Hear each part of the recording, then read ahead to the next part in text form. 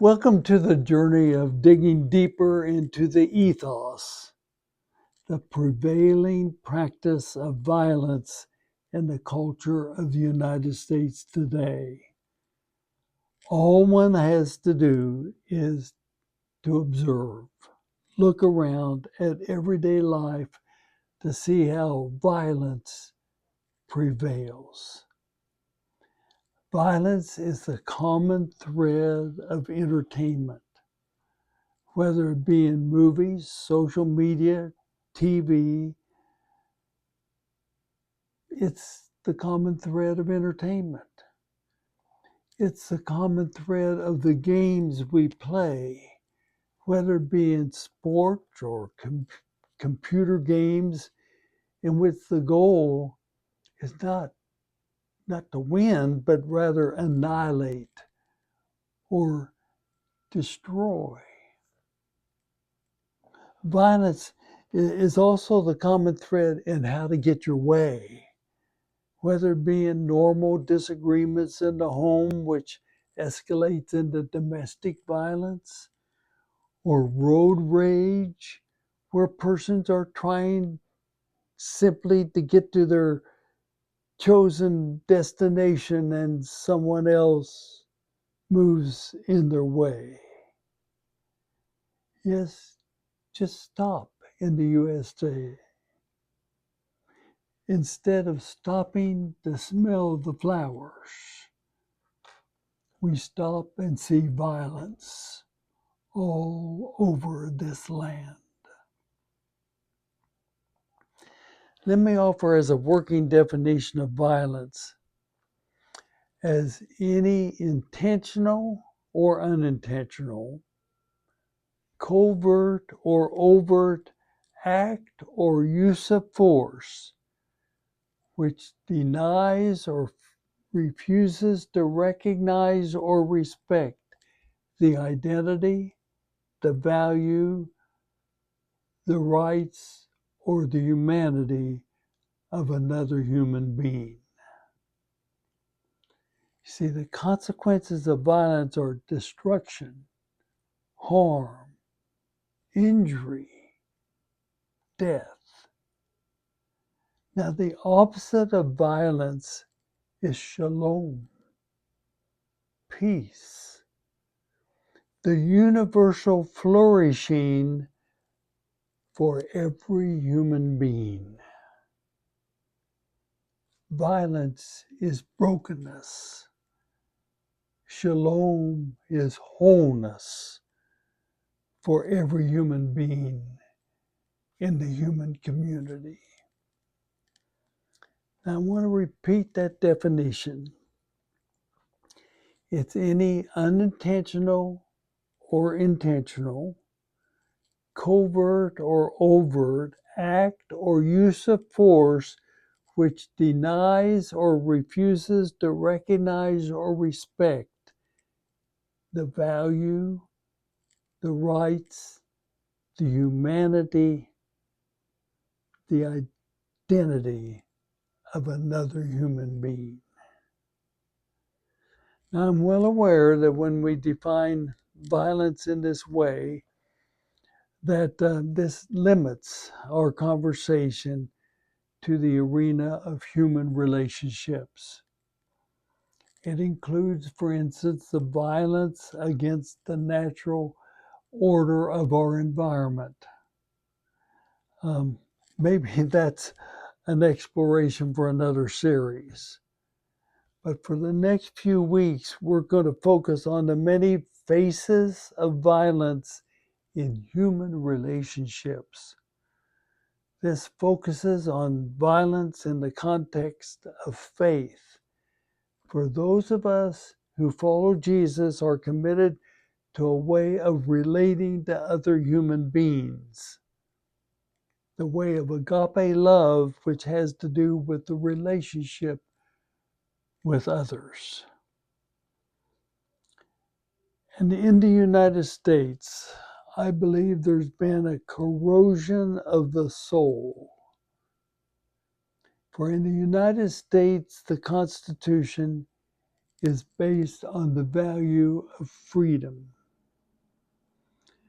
Nelson Mandela, not from the United States, the 20th century boys for freedom throughout the world who happen to be from South Africa proclaimed these words: to be free is not to merely cast out one's chains,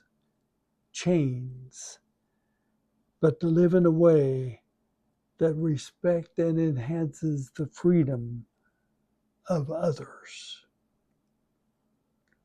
You see, if freedom is the soul of the United States, violence is the force of corrosion.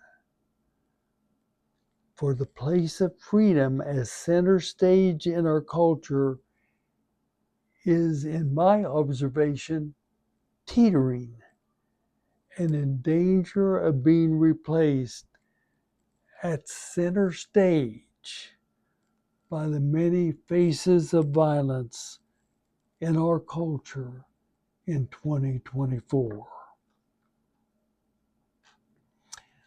I believe this is a faith issue for those who choose to follow Jesus. In recent history, two individuals have surfaced how this corrosion is a faith issue. Mahatma Gandhi lived and taught a way of life proclaiming that those of faith are challenged to live a life of nonviolence. His understanding was the ethic of nonviolence is the way human beings can align themselves with the divine. And a student of Mahatma Gandhi, Martin Luther King, lived and taught what Mandela affirmed, that to live in a way that respects and enhances the freedom of others.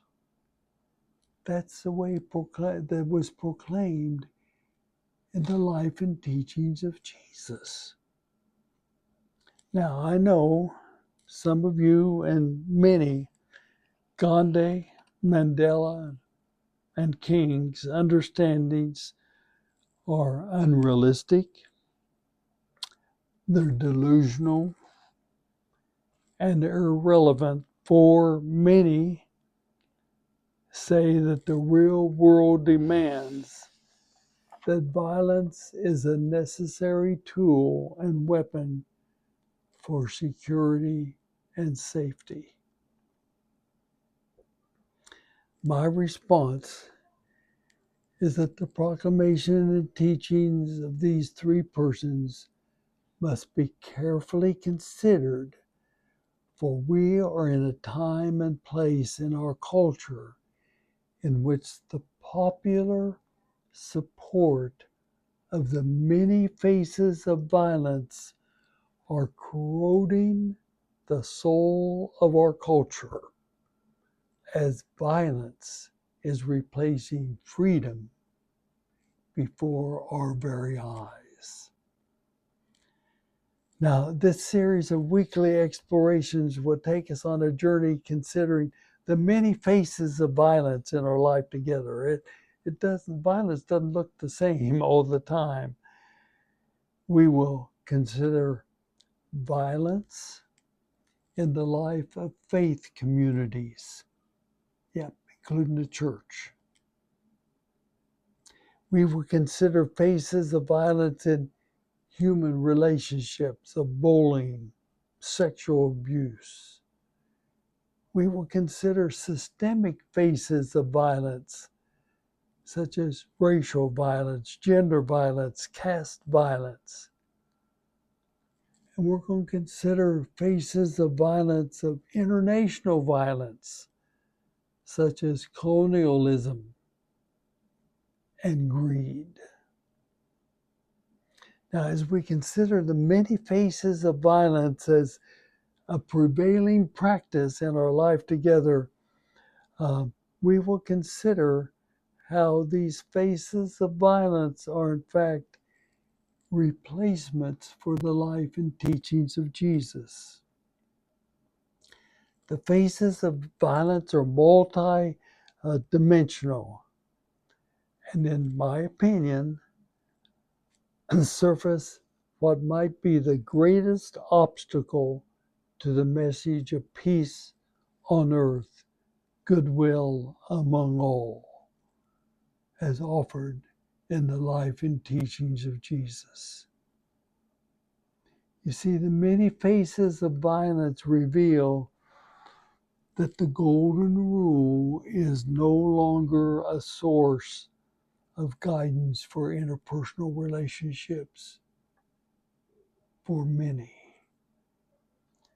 The many faces of violence reveal that the attitudes to live by, are a forgotten foundation of following Jesus.